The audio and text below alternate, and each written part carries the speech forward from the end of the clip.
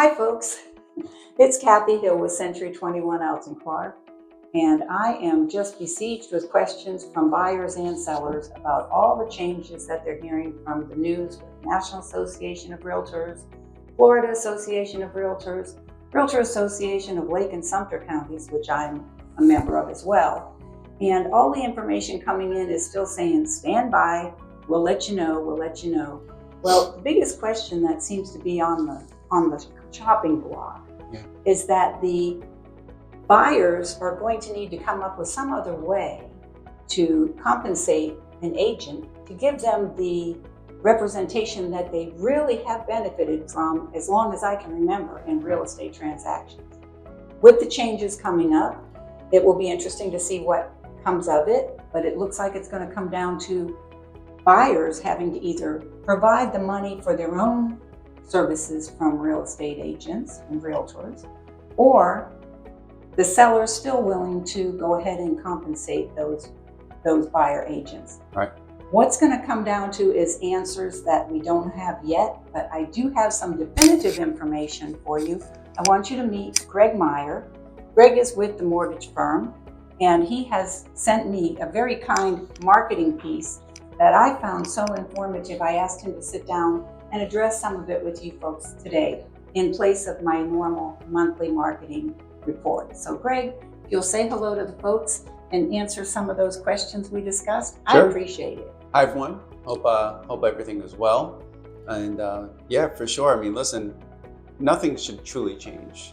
You know, let's just so we all know, from a lender standpoint, we're kind of holding still. We're not going to pivot yet until everything officially comes out, because this is mainly on the real estate side.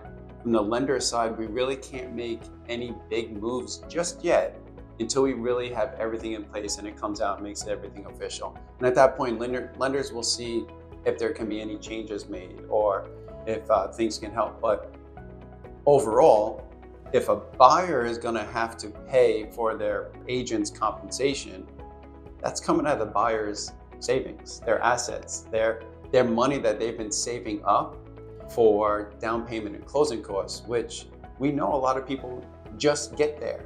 You know, they handle that down payment, they handle their closing costs, and maybe they have a few $1,000s extra on top of that for the what ifs when they actually move into the house. And to add another 2-3% on top of the sales price on top of that, that's a lot of money that a lot of people are not expecting to pay.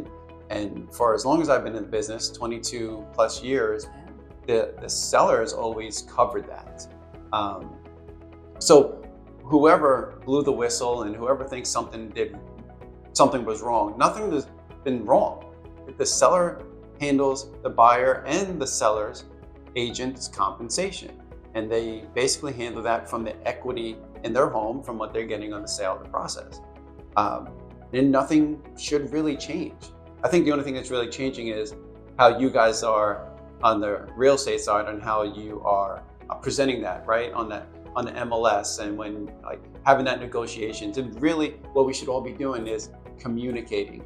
So it's really just a communication between agents on how that's truly going to get handled. But we're going to no longer be able to publicly communicate it. But the sense of it is, for a seller, we've always worked it that way. There's never been a set commission. There's never been a law that said there had to be a commission. Right. It's always been the recipe for success. Right. So do you want to hit some of those like points seller, how much do you want to pay in total commission? Well, I want to pay 6%. Okay. So then the listing agent would say 3 for me, 3 for the buyer's agent. We need to bring people to this house. And if we don't provide money to the buyer agent, right, how are we going to attract anybody to this house? So then from a listing standpoint, from a listing agent, you would then say 3 for me, 3 for you. And the seller gets to determine how much in commission in total they want to pay out. So it's really just in the paperwork in the back end on how they're communicating. The seller can still pay. Nothing's changing from that. And the seller should still pay. Because if you're selling your home, you want to make it more attractive. Don't you want people coming to the home, right? So let's really think about it. If you're selling the home and you state that you're not going to pay for any of the commission for the buyer's agent, from a buyer's agent standpoint, might not want to show that house as much as another home. And I'm sure there's some ethics that come into play there, but overall, we're here to make a living. That's true, no questions. We're here to help others and serve, no question, but we have to get paid for our time. And you guys do a tremendous job, especially Kathi, what she does for her buyers. I've been part of it, I've seen it. She does a great job. And if you know her, you know she's in it with her heart. And overall, if I'm a buyer and I'm looking at homes, right? Kathy's gonna send me everything for homes that I wanna look at. And I'm gonna see on the MLS and a home that we like, and Kathy's gonna then make a phone call and say, are you, as a seller, looking to pay any of the buyer's agent commission? And if that says no, that means me as a buyer, I have to come up with that extra money. Well, I might not have that extra money. Or my lender might say, if I use that money out of my file, I don't approve for the sales price I'm going to, because that's going to affect my qualifying. That's going to affect my reserves. That's going to affect my assets and my file that I have. And that might not get me to the sales price that I'm actually looking to go to, because we need as much money. From our lender perspective, we look at that on the file. It's huge because it's a layer of risk. And I'm going to sidebar. It's a layer of a risk of your credit score, your down payment, your debt to income ratio, overall, the financing that you're doing, overall, the file has to approve. And if you take away those reserves, some of those assets, that could actually affect what you're getting on the sales price. So if you're a seller and you want better price offers to come in, you should be looking to pay for the buyer's agent commission. If you want more interest, right, more buyers to be interested in your property, you should be looking to pay for the buyer's agent's commission. If you want to go ahead and expand your audience and get more people to look at your house, guess what? You should look to pay for your buyer's agent's commission. Overall, an easier closing process, yeah, you should look to pay for your buyer's agent commission, because easier closing process. It's going to be tougher to document and provide and use the buyer's money that they may or may not have, or just squeezing by, and again, affecting that file, their approval. So overall, you want your file to close, you want to go ahead and handle it. Don't make the buyer come in with extra money. It's going to make it more difficult for them to approve. And overall, if you want to sell the home faster, much faster, then you should be okay and willing to pay for the buyer's agent commission, because you can have more buyers come in, you can have more realtors apt to show their buyers that your property. Overall, your seller, the listing agent, right, your agent, if you're selling, they can market your property as much as they can.